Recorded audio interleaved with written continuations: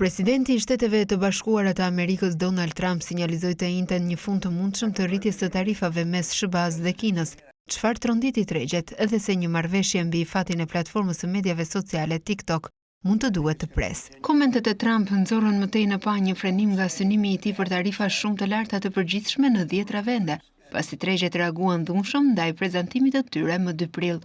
Presidenti republikan vendosi tarifa 10% për shumicën e mallrave që hynë në vend, por vonoi zbatimin e tarifave më të larta në pritje të negociatave. Megjithatë, ai rriti normat e importeve kineze, tani në 145%, pasi Pekini u hakmor me kundërmasat e tij. Javën e kaluar, Kina tha se nuk do t'i përgjigjet një lloje numrashme e tarifat, duke sinjalizuar se tarifat e përgjithshme nuk do të rriteshin më tej, njofton agjencia e lajmeve Reuters. Trump tha se ka qenë në kontakt me Kinën që nga vendosja e tarifave dhe shprehu optimizëm se ata mund të arrinin një marrëveshje. Duke folur me gazetarët, Trump vazhdimisht refuzoi të specifikonte natyrën e bisedimeve midis vendeve, ose nëse ato përfshinin drejt për drejt presidentin kinez Xi Jinping.